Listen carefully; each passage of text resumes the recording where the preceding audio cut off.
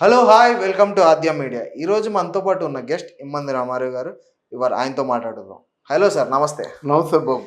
ఏంటి సార్, ఈ చిరంజీవి గారి సినిమా ఏంటో, ఎందుకని ఈ పవన్ కళ్యాణ్ని బాగా దూషిస్తున్నారని ఏపీ ప్రభుత్వం, దానివల్ల చిరంజీవి గారు దీంట్లో అంటే అనుకోకుండా ప్రవేశిస్తున్నారంటున్నారా ఏంటి? దేని గురించి అసలు చిరంజీవి గారిని ఒక కొడాలి నాని కానీ, ఒక పేర్నేని నాని కానీ ఏదో ఒకటి మాట్లాడుతూ ఉంటున్నారు చిరంజీవి గారి గురించి. ఇప్పుడే సార్ దాని గురించి ఇప్పుడే సినిమా ఫీల్డ్ అంతా ఏకం అవ్వాల్సిన సమయం ఉండేది. ఇవి చాలా గుంటనక్క రాజకీయాలు. సినిమా వేరు, రాజకీయాలు వేరు.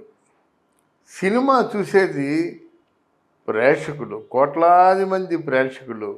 రాజకీయాలు చూసేది ఎవరో వాళ్ళకి ఇంట్రెస్ట్ ఉంటేనే చూస్తారు, చూడకపోయినా పర్వాలేదు. రాజకీయాల్లో ఫలితాన్నే చూస్తారు, కానీ ప్రతిరోజు రాజకీయాలు ఎవరు చూడరు.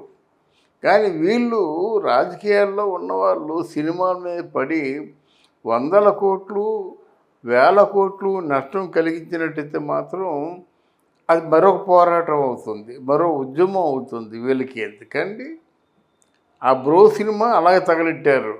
వాడు ఎవడో గొట్టంగాడాడు, వాడి తల వేషం ఉందని చెప్పేసి ఎవడికి కావాలండి? వాడు ఎవరి పెద్ద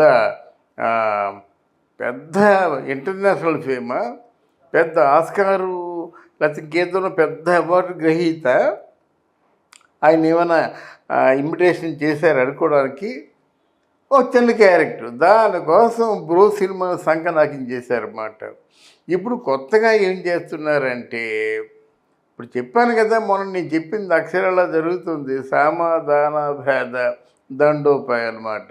అంటే ఇప్పుడు ఏం చేస్తున్నారు, భోలా శంకరుల సినిమాని కూడాను ఇంత రెచ్చిపోవాల్సిన అవసరం లేదు, కానీ ఆ సినిమా మీద దెబ్బతీద్దామన్న ఆలోచనతో వీళ్ళందరూ ఉన్నారు.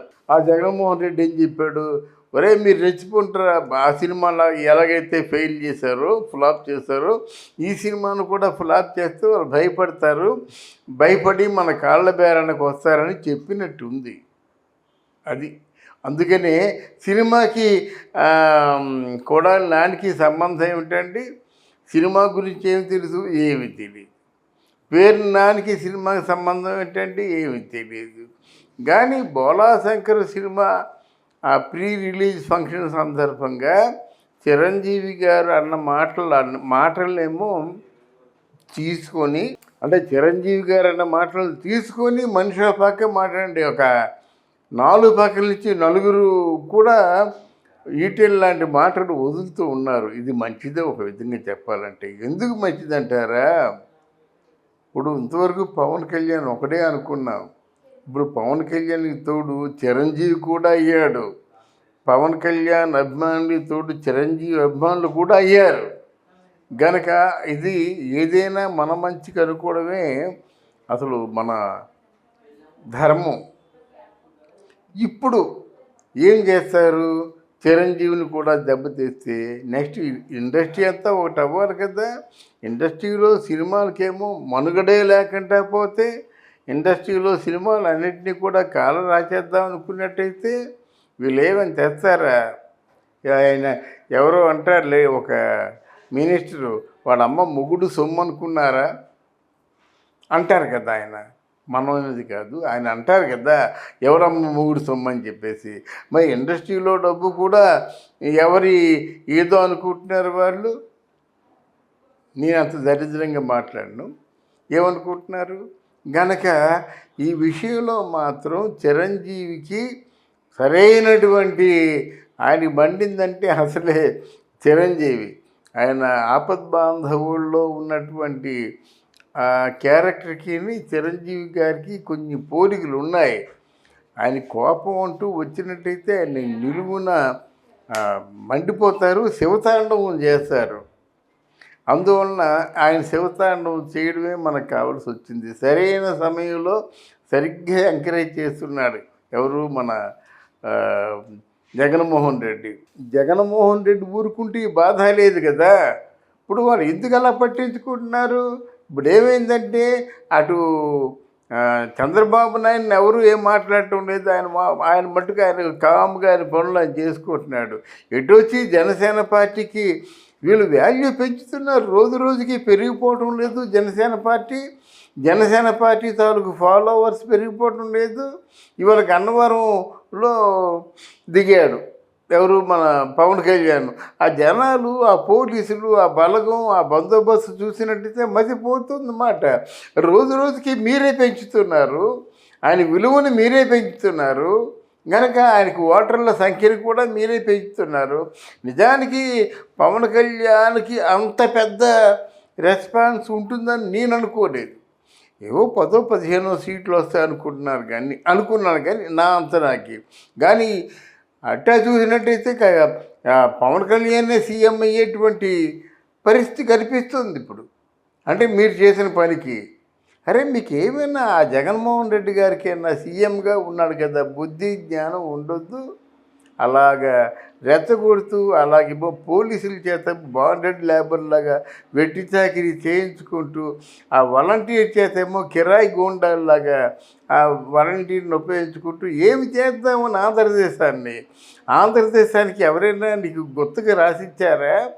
ఆంధ్రదేశం నీ జాగీరా? ఆంధ్రదేశం నీకు ఎవరైనా సరే మీ తాతలు స్వార్జితమా? ఏమి మీకు హక్కు ఉందని చెప్పేసి ఎలా నాశనం చేస్తారు మీరు? ఈ విషయాన్ని గట్టిగా మనం ప్రశ్నించాలి. ఎవరు ప్రశ్నించాలి? ఈ సభ్య సమాజమే ప్రశ్నించాలి. ఎవరైతే ఓట్లు వేసి, ఎవరైతే ఓట్లు గుద్ది గెలిపించారో వాళ్ళు ఈ ఫెయిల్యూర్ అన్నిటికీ కూడా కారణం వాళ్ళే కదండి. వాళ్ళు ఓట్లేసి గెలిపించబట్టే 4 సంవత్సరాలు తాడేపల్లిలో పడుకున్నాడు, 5వ సంవత్సరంలో నిద్ర లేచాడు, మళ్ళీ ఇంకేదో అంటున్నాడు. కనుక వైసీపీ గవర్నమెంట్ ప్రభుత్వం సినీ ఇండస్ట్రీ మీద పడడం వల్ల కారణాలు ఏంటి సార్? అసలు ఇది వరకు ప్రభుత్వాలు అంతలా ప్రెషర్ ఉండేది కాదు, ఈయనకి ఏంటంటే కేవలం ఈ ప్రభుత్వం రావడం వల్ల ప్రెషర్ చేయడం ఏంటండి సార్? అంటే ఇక్కడ ఆయన ప్రభుత్వం కూలిపోతుంది, ప్రభుత్వం మీద చాలా వ్యతిరేకత వచ్చింది అన్నది జీర్ణించుకోలేకపోతున్నారు. ఒకటి ఆయన మాట్లాడుతున్నాడు తెలుసునండి. చంద్రబాబు నాయుడు అంటే ఇంటికి 1 కేజీ బంగారం ఇస్తామని చెప్తాడట. అలా చెప్తాడా? నీలాంటి బుద్ధిహీనులు ఎవరైనా చెప్పుకుంటారు కానీ ఆయన చెప్తాడండి. ఇంటికి కేజీ బంగారం ఇచ్చేవాళ్ళ కనిపిస్తున్నాడు ఆ చంద్రబాబు చాలా అనకూడదు. కానీ ఆ ఎన్జిఓస్ని కానీ క్లోజ్గా ఉంటే ఆయన ఎందుకు ఓడిపోతాడు? పనులు చేయించాడు అంటే సమయం విలువ తెలుసు, డబ్బు విలువ తెలుసు, రాష్ట్రం విలువ తెలుసు, భవిష్యత్తు విలువ తెలుసు. కాబట్టి అందరికీ యాంటీ అయ్యాడు ఆయన. నీలా మామూలు పని చేసినా ఒకటి, పని చేయకపోయినా ఒకటి, సంపదను సృష్టించినా ఒకటి, అప్పులు చేసినా ఒకటే, నీలాగా అనుకున్నట్టయితే ఆయన ఎందుకు ఓడిపోతాడు? బట్ నువ్వు ఇలాగ అనుకున్నప్పుడు కూడా నలుగురు దృష్టిలో చాలా చెడ్డగా ఉన్నావు. నలుగురు నిన్ను అనరాని మాటలు అంటున్నారు. అసలు నీకు ఎందుకయ్యా అంత భయం నీకు? సరే ఆల్రెడీ పవన్ కళ్యాణ్ వస్తే పవన్ కళ్యాణ్ వస్తాడు.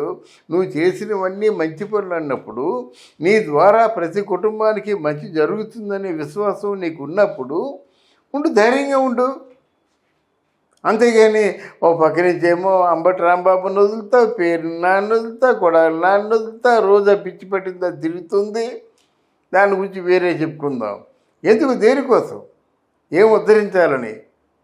అందువల్ల డెఫినెట్గా ఇది చిరంజీవి గారి మీద తిరుగుబాటు చేయడం మాత్రం ముమ్మాటికి కూడా జనసేన పార్టీకి మంచిదవుతుంది.